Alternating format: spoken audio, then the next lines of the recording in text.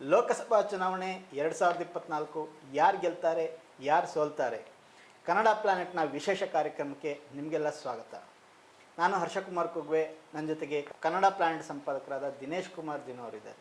ನಾವಿವತ್ತು ಕಲ್ಯಾಣ ಕರ್ನಾಟಕದ ಜಿಲ್ಲೆಗಳ ಒಂದು ಚುನಾವಣಾ ಸಮೀಕ್ಷೆಯನ್ನು ನಡೆಸ್ತಾ ಇದ್ದೀವಿ. ಮೊದಲನೇದಾಗಿ ಕರ್ನಾಟಕದ ಉತ್ತರ ತುದಿಯಲ್ಲಿರುವಂತಹ ಬೀದರ್ ಕ್ಷೇತ್ರವನ್ನು ನೋಡ್ಕೊಂಡು ಬರೋಣ. ಬೀದರ್ ಕ್ಷೇತ್ರದಲ್ಲಿ ಒಟ್ಟಾರೆ ಮತದಾರರ ಸಂಖ್ಯೆ ಅಂತ ನೋಡಿದಾಗ ನಮಗೆ 18,92,962 ಮತದಾರರಿದ್ದಾರೆ. ಇದರಲ್ಲಿ ಪುರುಷ ಮತದಾರರು 9,71,424 ಹಾಗೂ ಮಹಿಳಾ ಮತದಾರರು 9,21,435 ಮತದಾರರು. ಇತರೆ 101 ಮತದಾರರು ಇದ್ದಾರೆ. ಸೊ ನಮಗೆ ಬೀದರ್ ಕ್ಷೇತ್ರದಲ್ಲಿ ಬರ್ತಕ್ಕಂಥ ಕ್ಷೇತ್ರಗಳು ಅಂತ ಹೇಳಿದರೆ, ಅಂದರೆ ವಿಧಾನಸಭಾ ಕ್ಷೇತ್ರಗಳು ನೋಡಿದಾಗ ಚಿಂಚೋಳಿ, ಆಳಂದ, ಬಸವ ಕಲ್ಯಾಣ, ಹುಮನಾಬಾದ್, ಬೀದರ್ ದಕ್ಷಿಣ, ಬೀದರ್, ಭಾಲ್ಕಿ ಮತ್ತು ಔರಾದ್. ಸ್ನೇಹಿತರೆ, ಬೀದರ್ ಕ್ಷೇತ್ರದಲ್ಲಿ ಲೋಕಸಭಾ ಕ್ಷೇತ್ರ ಅಂತ ನೋಡಿದಾಗ ಮೊಟ್ಟ ಮೊದಲನೇ ಚುನಾವಣೆ ನಡೆದಾಗ, ಅಂದರೆ 1952ರಲ್ಲಿ ಚುನಾವಣೆ ನಡೆದಾಗ ಅದು ಹೈದರಾಬಾದ್ನ ಒಂದು ಭಾಗವಾಗಿತ್ತು. ಹಾಗಾಗಿ ಅದು ಕರ್ನಾಟಕಕ್ಕೆ, ಮೈಸೂರು ರಾಜ್ಯಕ್ಕೆ ಅವತ್ತು ಸೇರಿರಲಿಲ್ಲ. ಮೊದಲನೇ ಸಲ ಅದು ಕರ್ನಾಟಕಕ್ಕೆ ಸೇರಿದ್ದು 1962ನೇ ಇಸ್ವಿನಲ್ಲಿ. ಅಲ್ಲಿಂದ ಇಲ್ಲಿವರೆಗೆ ಚುನಾವಣೆಗಳಲ್ಲಿ 11 ಸಲ ಕಾಂಗ್ರೆಸ್ ಗೆದ್ದಿದೆ, 7 ಸಲ BJP ಗೆಲುವನ್ನು ಸಾಧಿಸಿರೋದನ್ನು ನಾವು ನೋಡ್ತೀವಿ. ಈಗ ಹಾಲಿ ಲೋಕಸಭಾ ಸದಸ್ಯರಾಗಿರುವಂಥದ್ದು BJP ಪ್ರತಿನಿಧಿಸಿರ್ತಕ್ಕಂಥ ಭಗವಂತ್ ಖೂಬಾ ಅವರು 2014ರಿಂದ ಕೂಡ BJPಯ ಪ್ರತಿನಿಧಿಸಿ ಅವರು MP ಆಗಿ ಅಲ್ಲಿಂದ ಬಂದಿದ್ದಾರೆ. ಅದಕ್ಕಿಂತ ಮುಂಚೆ 2009ರ ಎಲೆಕ್ಷನ್ನಲ್ಲಿ ಧರ್ಮಸಿಂಗ್ ಅವರು, ಮಾಜಿ ಮುಖ್ಯಮಂತ್ರಿ ಧರ್ಮಸಿಂಗ್ ಅವರು ಗೆದ್ದಿದ್ದರು. ಅದಕ್ಕಿಂತ ಹಿಂದೆ 2004ರಲ್ಲಿ ನರಸಿಂಗರಾವ್ ಸೂರ್ಯವಂಶಿ ಅನ್ನೋರಿದ್ದರು. ಇನ್ನು ಹಿಂದೆ ಸ್ವಲ್ಪ ನಾವು ನೋಡಿದರೆ ಬೀದರ್ ಲೋಕಸಭಾ ಕ್ಷೇತ್ರದಲ್ಲಿ 1991ರಿಂದ 2004ರವರೆಗೆ ಅಲ್ಲಿ BJPಯ ಅಭ್ಯರ್ಥಿ ರಾಮಚಂದ್ರ ವೀರಪ್ಪನವರೇ ಗೆಲುವನ್ನು ಸಾಧಿಸ್ಕೊಂಡು ಬರ್ತಾಯಿದ್ರು. ಈ ರಾಮಚಂದ್ರ ವೀರಪ್ಪನವರು 1962ರಿಂದ, ಅಂದರೆ ಮೊದಲನೇ ಬೀದರ್ನ ಚುನಾವಣೆಯಿಂದ ನಂತರದಲ್ಲಿ ಸತತವಾಗಿ ಕಾಂಗ್ರೆಸ್ಸನ್ನು ಪ್ರತಿನಿಧಿಸಿದಂಥವ್ರು.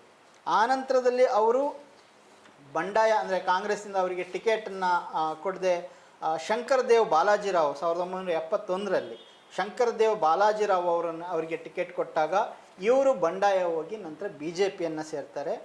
ಸೊ ಆ ನಂತರದಲ್ಲಿ ಮತ್ತೆ ಅವರು ಅದು ಮಧ್ಯೆ ಎರಡು, ಅಂದರೆ 1971 ಮತ್ತು 77ರಲ್ಲಿ ಶಂಕರದೇವ್ ಬಾಲಾಜಿರಾವ್ ಅವರೇ ಕಾಂಗ್ರೆಸ್ಸಿಂದ ಗೆದ್ದು ಬರ್ತಾರೆ. ಆ ನಂತರ ಮತ್ತೆ ಇವರು BJP, ಅಂದರೆ ಬಂಡಾಯವಾಗಿ ಹೋದಂಥ ರಾಮಚಂದ್ರ ವೀರಪ್ಪ ಅವರೇ BJPಯಿಂದನೂ ಗೆದ್ದು ಬರ್ತಾರೆ. ಈಗ ಕಳೆದ 2 ಸಲ ಅಲ್ಲಿ ಭಗವಂತರ ಖೂಬಾ ಅವರು ಗೆದ್ದಿದ್ದಾರೆ. ಈ ಸಲ ಬಹಳ ವಿಶೇಷವಾದಂಥ ಒಂದು ಸ್ಪರ್ಧೆ ಅಲ್ಲಿ ನಡೀತಿದೆ.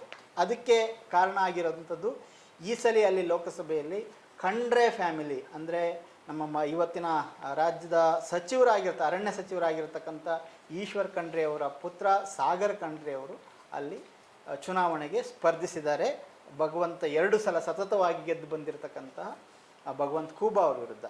ಸೊ ಸರ್, ಈಗ ಒಟ್ಟಾರೆ ಈ ಬೀದರ್ನ ಒಂದು ಕ್ಷೇತ್ರದ ಹಣಾಹಣಿ ಯಾವ ರೀತಿಯಲ್ಲಿ ನಡೆದಿದೆ, ಏನು ಸಾಧ್ಯತೆಗಳಿದೆ? ಹರ್ಷ, ಇಲ್ಲಿ ಬಹಳ ಮುಖ್ಯವಾಗಿ ನೀವು ರಾಮಚಂದ್ರ ವೀರಪ್ಪ ಅವ್ರ ಬಗ್ಗೆ ಹೇಳಿದ್ರಿ. 7 ಸಲ ಅವರು MP ಆಗಿದ್ದವರು, ಸತತವಾಗಿ ಗೆದ್ಕೊಂಡ್ಬಂದಂಥವ್ರು. ಅದಾದ ನಂತರ ಬದಲಾವಣೆಗಳಾಗಿತ್ತು. ಧರ್ಮಸಿಂಗ್ ಅವರು ಕೂಡ ಈ ಕ್ಷೇತ್ರನ ಪ್ರತಿನಿಧಿಸಿದರು. ಈ ಬಾರಿ ಕಾಂಗ್ರೆಸ್ ಪಕ್ಷ ಇಲ್ಲಿ ಭೀಮಣ್ಣ ಖಂಡ್ರೆ ಅವರ ಮೊಮ್ಮಗ. ಭೀಮಣ್ಣ ಖಂಡ್ರೆ ಈ ಭಾಗದಲ್ಲಿ ಭಾಳ ಜನಪ್ರಿಯವಾಗಿದ್ದಂಥ ನಾಯಕ. ಮತ್ತು ವೀರಶೈವ ಮಹಾಸಭಾ ಅದರದ ಮುಖ್ಯಸ್ಥರಾಗಿ ಕೂಡ ಕೆಲಸ ಮಾಡಿದವರು. ವೀರಶೈವ ಸಮುದಾಯದಲ್ಲಿ ಭಾಳ ಪಾಪ್ಯುಲರ್ ಆದ ಲೀಡರು ಭೀಮಣ್ಣ ಖಂಡ್ರೆ. ಅವರ ಮಗ ಈಶ್ವರ್ ಖಂಡ್ರೆ, ಅವರ ಮಗ ಈಗ ಸಾಗರ್ ಖಂಡ್ರೆ ಅವರನ್ನು ಕಣಕ್ಕಿಳಿಸಿದ್ದಾರೆ. ಭಗವಂತ್ ಖೂಬಾ 2 ಸಲ ಇಲ್ಲಿ MP ಆಗಿದ್ರು ನಿಜ.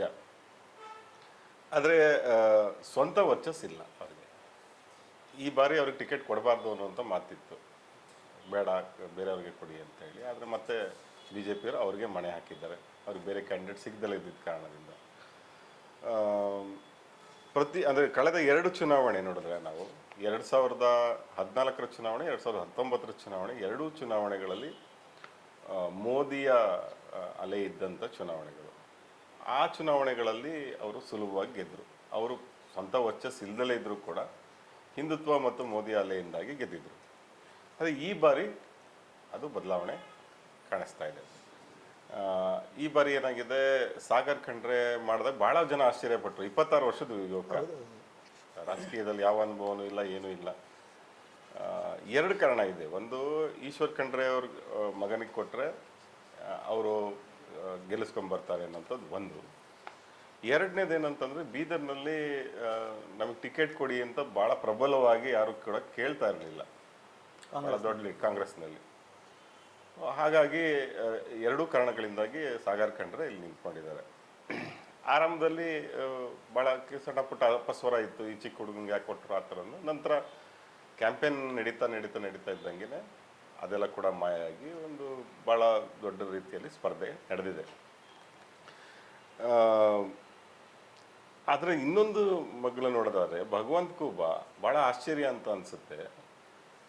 ದೊಡ್ಡ ದೊಡ್ಡ ಪ್ರಚಾರ ಸಭೆಗಳನ್ನೇ ಮಾಡಲಿಲ್ಲ, ಕ್ಯಾಂಪೇನನ್ನೇ ಸರಿಯಾಗಿ ಮಾಡಲಿಲ್ಲ. ಕ್ಷೇತ್ರದಲ್ಲಿ ಓಡಾಡೋಂಥದ್ದು, ನಾಯಕರುಗಳನ್ನ ವಿಶ್ವಾಸಕ್ಕೆ ತಗೊಳ್ಳೋಂಥದ್ದು, ಆ ಕೆಲಸಗಳನ್ನು ಅವ್ರು ಮಾಡಲೇ ಇಲ್ಲ. ಅಂದರೆ ಅವ್ರಿಗೆ ಸ್ವತಃ ನಿರಾಸಕ್ತಿ ಕಾಣಿಸ್ತಾ ಇಲ್ಲಿ. ಸೊ ಹಾಗಾಗಿ ಅದೆಲ್ಲ ಕೂಡ ಕಾಂಗ್ರೆಸ್ಗೆ ಅನುಕೂಲ ಆಗುವಂಥ ಸಾಧ್ಯತೆ ಈ ಬಾರಿ ಕಾಣಿಸ್ತಾ ಇದೆ ಮೇಲ್ನೋಟಕ್ಕೆ. ಅಂದರೆ ಅವರು ಮೊದಲೇ ಒಂದು ರೀತಿ ಸೋಲ್ಬೋದು ಅಂತ ಅವ್ರಿಗೆ ಏನಾರು ಅನಿಸಿದ್ಯಾ, ಅಥವಾ ಏನು ಭಗವಂತ ಖೂಬಾ ಅವರು? ಯಾಕಂದರೆ ಅವ್ರೀಗ ಈಗ ಗೆದ್ರೆ ಹ್ಯಾಟ್ರಿಕ್ ಸಾಧಿಸೋಂಥವ್ರು ಆಗ್ತಿತ್ತು.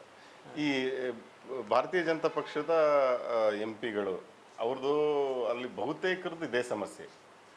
ಅವರು ಸ್ವತಃ ವರ್ಚಸ್ಸು ಏನು ಇಟ್ಕೊಳ್ದಲ್ಲೇ ಮೋದಿ ಹೆಸರು, ಹಿಂದುತ್ವದ ಹೆಸರಿನಲ್ಲಿ ಹೋಗ್ತಾರೆ ಎಲೆಕ್ಷನ್ಗೆ. ಅದಿದ್ರೆ ಸಾಕು ಬಿಡಿ, ನಾವು ಗೆಲ್ತೀವಿ ಅನ್ನೋಂಥ ಓವರ್ ಕಾನ್ಫಿಡೆನ್ಸ್ ಒಂದು. ಮತ್ತು ತಾವಾಗಿ ತಮ್ಮ ಪ್ರಯತ್ನ ಮಾಡೋದು ಕಡಿಮೆನೇ ಅವರು. ಅದು ಎರಡು ಸಕ್ಸಸ್ ಆಗಿದ್ದ ಹಿನ್ನೆಲೆಯಲ್ಲಿ ಈ ಸಲನೂ ಅದನ್ನೇ ಮಾಡಕ್ಕೆ ಹೊರಟ್ರು. ಈ ಸಲನೂ ನಾವೇ ಗೆಲ್ತೀವಿ ಅನ್ನೋ ಥರದ್ದೇನೋ ಇತ್ತೇನೋ ಅವ್ರಿಗೆ, ಓವರ್ ಕಾನ್ಫಿಡೆನ್ಸ್ ಇತ್ತೇನೋ.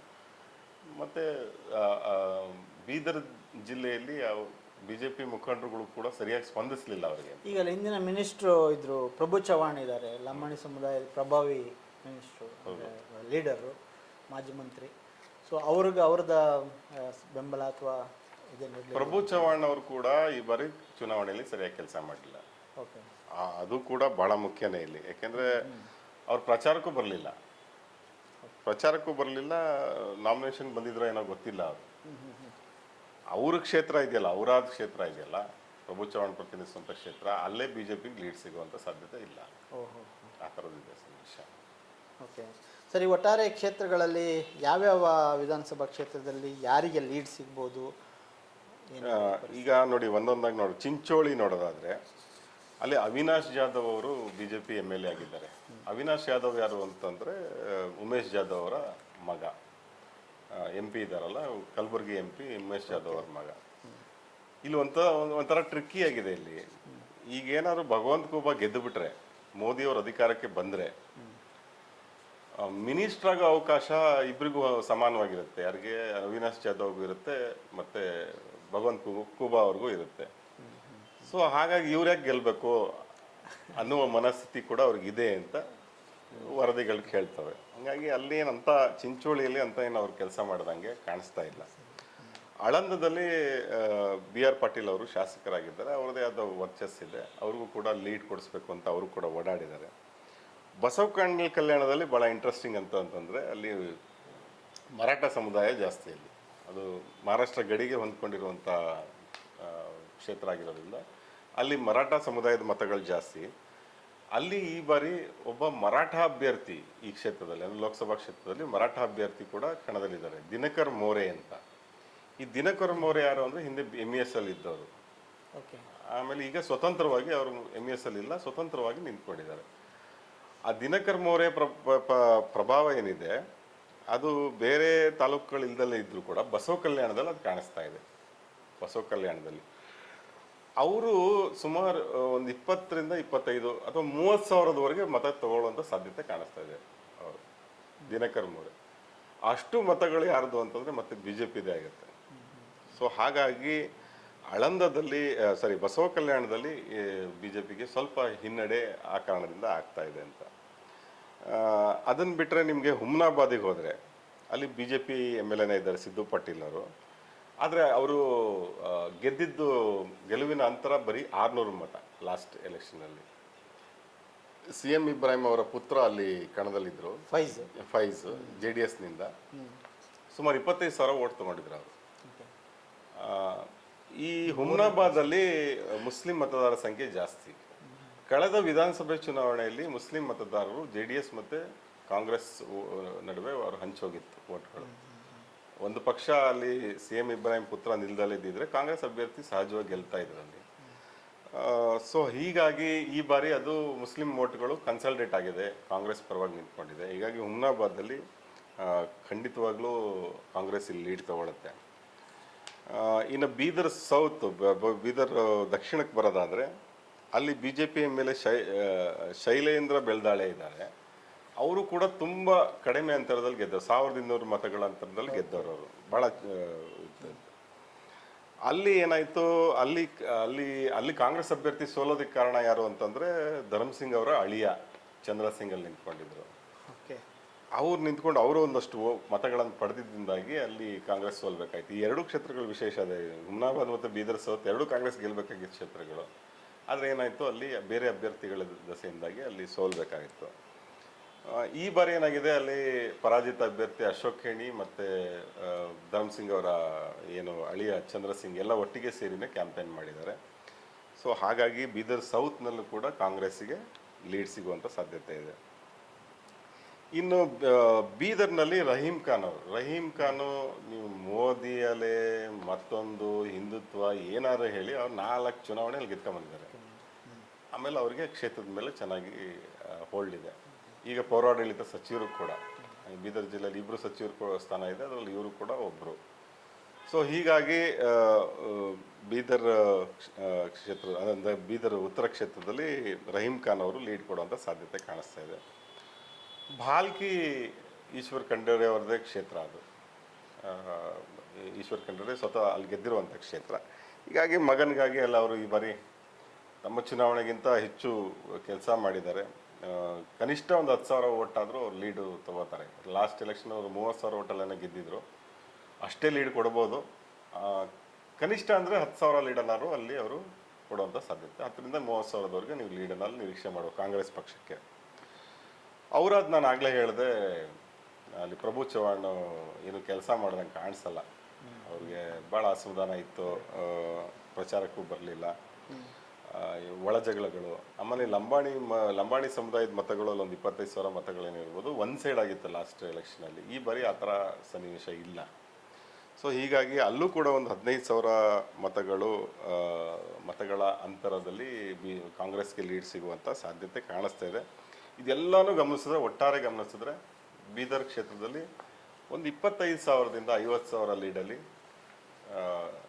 ಸಾಗರ್ ಖಂಡ್ರೆ ಅವರು ಗೆಲ್ಲುವಂಥ ಸಾಧ್ಯತೆ ಕಾಣಿಸ್ತಾ ಇದೆ. ಅದಕ್ಕಿಂತ ಹೆಚ್ಚಿನ ಗೆಲುವು ಏನಾರು ಆಯಿತು ಅಂತಂದರೆ ಅದನ್ನು ನಾವು ಈ ಗ್ಯಾರಂಟಿಗಳ ಪರಿಣಾಮ ಅಂತ ಪರಿಗಣಿಸ್ಬೇಕಾಗುತ್ತೆ.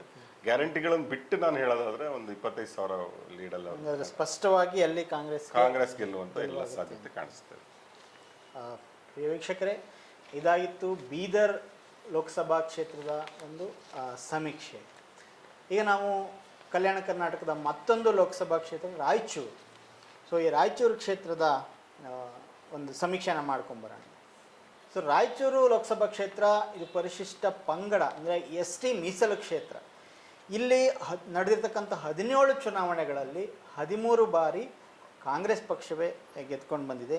ಈಗ ಇಲ್ಲಿ ಕಣದಲ್ಲಿರುವಂಥವರು 2024ರಲ್ಲಿ BJPಯಿಂದ ರಾಜಾ ಅಮರೇಶ್ವರ್ ನಾಯ್ಕ ಮತ್ತು ಕಾಂಗ್ರೆಸ್ನಿಂದ G. ಕುಮಾರ್ ನಾಯ್ಕ. ಸೊ ಇಲ್ಲಿ ರಾಯಚೂರಿನ ಜಾತಿವಾರು ಲೆಕ್ಕಾಚಾರವನ್ನು ನೋಡ್ಕೊಂಬರೋದಾದರೆ ಪರಿಶಿಷ್ಟ ಪಂಗಡ ಅಂದರೆ STಯಿಂದ 3,65,500 ಮತಗಳು, ಲಿಂಗಾಯತ 3,20,500, ಪರಿಶಿಷ್ಟ ಜಾತಿ 3,45,700, ಕುರುಬ ಸಮುದಾಯ 2,50,250, ಮುಸ್ಲಿಂ ಮತದಾರರು 2,90,500, ಗಂಗಾ ಮತಸ್ಥರು 1,50,100, ಇತರ 2,01,400. ಈ ರೀತಿಯಾಗಿ ಒಂದು ಅಂದಾಜು ಗಣನೆ ಇದೆ. ಈಗ ರಾಯಚೂರಿನ ಒಟ್ಟು 5 ಕಡೆ ಕಾಂಗ್ರೆಸ್, ರಾಯಚೂರು ಕ್ಷೇತ್ರದಲ್ಲಿ ವಿಧಾನಸಭೆಗಳನ್ನು ನೋಡಿದಾಗ ನಾವು 5 ಕಡೆ ಕಾಂಗ್ರೆಸ್, 2 ಕಡೆ ಬಿ ಜೆ ಪಿ, 1 ಕಡೆ ಜೆ ಡಿ ಎಸ್ ಕೊನೆಯ ಅಸೆಂಬ್ಲಿ ಚುನಾವಣೆಯಲ್ಲಿ ಗೆದ್ದಂಥದ್ದು. ಇದರಲ್ಲಿ ರಾಯಚೂರು ನಗರದಲ್ಲಿ ಬಿ ಜೆ ಪಿಯಿಂದ ಶಿವರಾಜ್ ಪಾಟೀಲ್, ರಾಯಚೂರು ಗ್ರಾಮೀಣ ಕಾಂಗ್ರೆಸ್ನ ಬಸವನಗೌಡ ದದ್ದಲ್, ಮಾನ್ವಿಯಿಂದ ಕಾಂಗ್ರೆಸ್ನ ಹಂಪಯ್ಯ ನಾಯ್ಕ, ದೇವದುರ್ಗದಿಂದ ಜೆ ಡಿ ಎಸ್ಸಿಂದ ಕರೆಮ್ಮಾಜಿ ನಾಯ್ಕ, ಲಿಂಗಸುಗೂರಿನಿಂದ ಬಿ ಜೆ ಪಿಯ ಮಾನಪ್ಪ ವಜ್ಜಲ, ಹಾಗೆಯೇ ಸುರಪುರದಿಂದ ಕಾಂಗ್ರೆಸ್ನ ರಾಜ ವೆಂಕಟಪ್ಪ ನಾಯ್ಕ, ಶಹಾಪುರದಿಂದ ಕಾಂಗ್ರೆಸ್ನ ಶರಣಬಸಪ್ಪ ಮತ್ತು ಯಾದಗಿರಿಯಿಂದ ಕಾಂಗ್ರೆಸ್ನ ಚಂದ್ರೆಡ್ಡಿ. ಈ ರೀತಿಯಾಗಿ ಕಳೆದ ಚುನಾವಣೆಯಲ್ಲಿ ರಿಸಲ್ಟ್ ಬಂದಂಥದ್ದು. ಸೊ ಈಗ ಒಟ್ಟಾರೆ ರಾಯಚೂರಿನ ಲೋಕಸಭಾ ಕ್ಷೇತ್ರದಲ್ಲಿ ಹಣಾಹಣಿ ಅಥವಾ ಜಿದ್ದಾಜಿದ್ದಿ ಯಾವ ರೀತಿ ಇದೆ ಸರ್?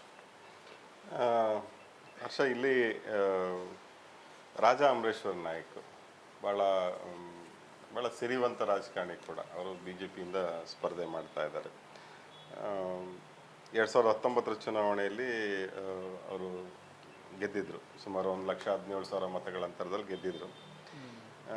ಈ ಬಾರಿ ಇಲ್ಲಿ ಕುಮಾರ್ ನಾಯ್ಕ್ ಅವ್ರನ್ನ ಕಾಂಗ್ರೆಸ್ ಸ್ಪರ್ಧೆ ಮಾಡಿಸ್ತಾ ಇದೆ. ಕಳೆದ ಬಾರಿ ಬಿ ವಿ ನಾಯ್ಕ್ ಅವರಿಗೆ ಇಲ್ಲಿ ಟಿಕೆಟ್ ಕೊಟ್ಟಿದ್ರು. ಬಿ ವಿ ನಾಯ್ಕ್ ಸೋತೋಗಿದ್ರು. ಬಿ ವಿ ನಾಯ್ಕ್ ಆ ಚುನಾವಣೆ ಆದ ನಂತರ ಬಿ ಜೆ ಪಿಗೆ ಹೋಗಿ ಸೇರಿಕೊಂಡ್ರು. ಬಿ ಜೆ ಪಿಯಿಂದ ಅಸೆಂಬ್ಲಿ ಎಲೆಕ್ಷನ್ ಹೋಗಿ ನಿಂತ್ಕೊಂಡು ಮತ್ತೆ ಅಲ್ಲಿ ಸೋತರು ಅವರು. ಸೊ ಹೀಗಾಗಿ ಒಂದು ಸ್ಥಾನ ಇವ್ರಿಗೆ ಕ್ಯಾಂಡಿಡೇಟ್ ಅಲ್ಲಿ ತುಂಬಬೇಕಿತ್ತು. ಹಾಗಾಗಿ ಕುಮಾರ್ ನಾಯ್ಕ್ ಅವ್ರನ್ನ ಇಲ್ಲಿಗೆ ಸ್ಪರ್ಧೆ ಮಾಡಿದೆ. ಕುಮಾರ್ ನಾಯ್ಕು IAS ಅಧಿಕಾರಿ, ರಿಟೈರ್ಡ್ IAS ಅಧಿಕಾರಿ. ನಿಮ್ಗೆ ಗೊತ್ತಿರೋ ಹಾಗೆ ಅವರು KPTCL MD ಆಗಿದ್ದರು. ಹಲವು ಜಿಲ್ಲೆಗಳಲ್ಲಿ ಜಿಲ್ಲಾಧಿಕಾರಿಯಾಗಿ ಕೂಡ ಕೆಲಸ ಮಾಡಿದಂಥವ್ರು. ಸೊ ಅವರನ್ನು ಈ ಬಾರಿ ಇದು ನಾಯಕ ಸಮುದಾಯದವರು ಭಾಳ ಹೆಚ್ಚಿನ ಸಂಖ್ಯೆಯಲ್ಲಿರುವಂಥ ಜಿಲ್ಲೆ ಮತ್ತು ST ರಿಸರ್ವ್ ಆಗಿರುವಂಥ ಜಿಲ್ಲೆ. ಸುಮಾರು 3,65,000 ಮತಗಳು ನಾಯಕ ಸಮುದಾಯದವ್ರದ್ದೇ ಇದೆ. ಸೊ ಇಲ್ಲಿ ಇಬ್ಬರು ಕ್ಯಾಂಡಿಡೇಟ್ಗಳು ಕೂಡ ಅದೇ ಸಮುದಾಯದವರು, ಇಲ್ಲಿ ST ಸಮುದಾಯದವರು. ಹಾಗಾಗಿ ಭಾಳ ಪ್ರಬಲವಾದ ಪೈಪೋಟಿಯನ್ನು ಇಲ್ಲಿ ನಿರೀಕ್ಷೆ ಮಾಡ್ಬೋದಾಗಿದೆ. ಏಕೆಂದರೆ ಇಲ್ಲಿ ಮೋದಿ, ಹಿಂದುತ್ವ ಇತ್ಯಾದಿಗಳಿಗಿಂತ ಹೆಚ್ಚಾಗಿ ಅಭ್ಯರ್ಥಿಗಳ ಅವರ ಅವ್ರ ಪ್ರಭಾವಳಿ ಏನಿದೆ, ಅವರ ಶಕ್ತಿ ಸಾಮರ್ಥ್ಯದ ಮೇಲೆ ಚುನಾವಣೆ ನಡೀತಾ ಇದೆ. ಒಟ್ಟಾರೆ ಇಲ್ಲಿ ಜಾತಿ ಪ್ರಾಬಲ್ಯ ನೋಡಿದಾಗ ಯಾವ ಸಮುದಾಯ ಯಾರ ಜೊತೆ ನಿಂತಿದೆ ಆ ಥರ ಏನಾದರೂ ಆ ಥರ ಯೋಚನೆ ಮಾಡಿದರೆ ಇಲ್ಲಿ ಪರಿಶಿಷ್ಟ ಪಂಗಡದಲ್ಲಿ ಅಂದರೆ ಇಲ್ಲಿರೋ ಪರಿಶಿಷ್ಟ ಪಂಗಡ ಅಂತಂದರೆ ಬಹುತೇಕ ನಾಯಕ ಸಮುದಾಯದನೇ, ಅಂದರೆ ವಾಲ್ಮೀಕಿ ಸಮುದಾಯನೇ ಇರೋದ್ರಿಂದ ಎರಡೂ ಪಕ್ಷದವರು ಇಲ್ಲಿ ಅದೇ ಸಮುದಾಯದವರು ಟಿಕೆಟ್ ಕೊಟ್ಟಿರೋದ್ರಿಂದ ಅದು ಡಿವೈಡ್ ಆಗುತ್ತೆ. ಅದು 60-40 ಆಗ್ಬೋದು, 40-60 ಆಗ್ಬೋದು, 50-50 ಆಗ್ಬೋದು. ಅವರ ವರ್ಚಸ್ಸಿನ ಆಧಾರದಲ್ಲಿ ಅದು ಡಿವೈಡ್ ಆಗ್ತದೆ. ಲಿಂಗಾಯತ ಸಮುದಾಯ ಇಲ್ಲಿ ಸಂಪೂರ್ಣವಾಗಿ ಬಿ ಜೆ ಪಿ ಪರವಾಗಿ ಏನಿಲ್ಲ.